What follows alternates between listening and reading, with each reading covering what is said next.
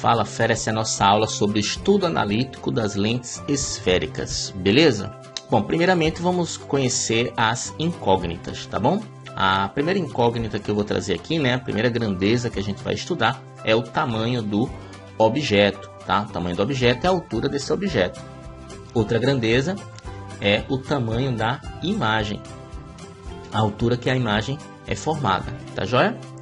Outra grandeza que eu vou representar pela letra I, tá? O tamanho do objeto é a letra O, o tamanho da imagem é a letra I.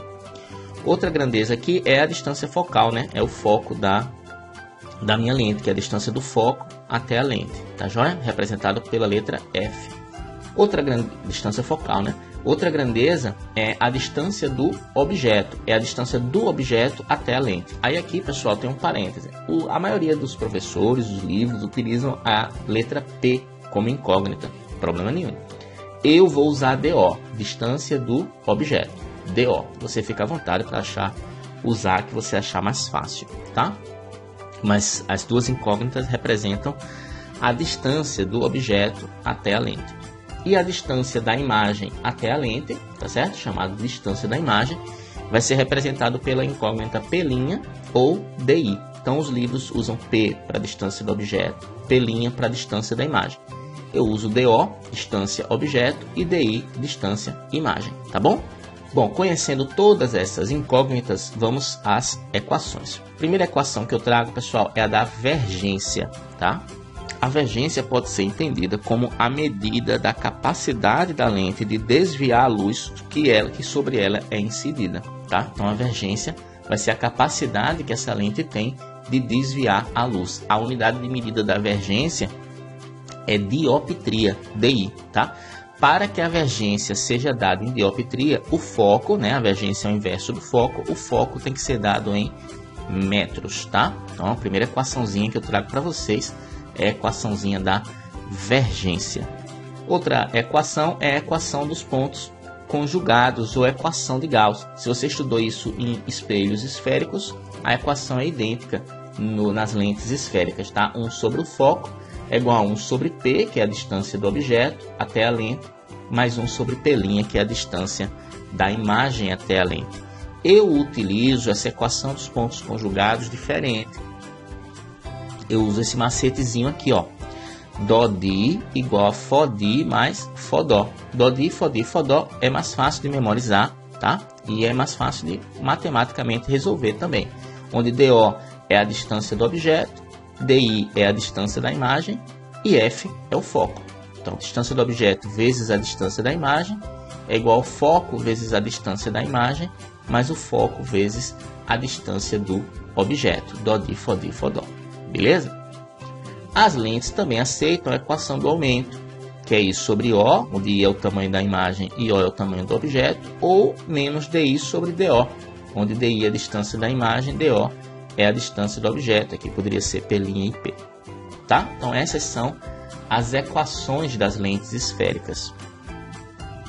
Agora vamos tentar entender um pouquinho dos sinais, tá? Se o foco for positivo, significa que a lente é convergente. Se o foco for negativo, significa que a lente é divergente, tá? Então, prestar atenção nos sinais dos focos para classificar as lentes. Se a distância da imagem for positiva, essa imagem é real. Lembrando que a imagem real se forma atrás da lente, né? E ela precisa ser projetada em um anteparo para você poder ver. Se a distância da imagem for negativa, ela é virtual. Lembrando que nas lentes, o lado virtual é o lado do objeto, tá? Para a imagem. O lado virtual da imagem é onde está o objeto.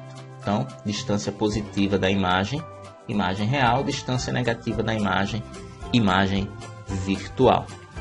Se o tamanho da imagem for negativo, ela é invertida. Se o tamanho da imagem for positivo, ela é direita, tá? Invertida de cabeça para baixo, direita de cabeça para cima em relação ao objeto, tá bom? Então esse é o estudo dos sinais. Vamos tentar fazer um probleminha agora. Com a lente delgada, projeta-se, se a imagem é projetada, ela é real, numa tela situada a 100 centímetros da lente, a imagem de uma vela com 5 centímetros de altura e colocada a 10 centímetros da lente. Então eu tenho a posição do objeto, que é a vela, 10 centímetros, o tamanho do objeto, tá? A posição da imagem, que é onde ela está sendo projetada, e ele vai perguntar o tipo de lente. Bom, pessoal, já dava para responder, porque somente lentes convergentes projetam imagem real, tá certo? Só lente convergente forma imagem real para poder ser projetada. Mas eu vou fazer o cálculo do foco, tá? Só para a gente aplicar aqui a equação dos pontos conjugados.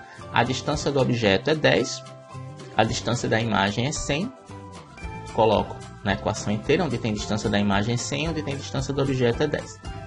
10 vezes 100 é 1000. 100 mais 10 é 110. Esse 110 que multiplica na direita e na esquerda divide. 1000 dividido por 110 é 9,1.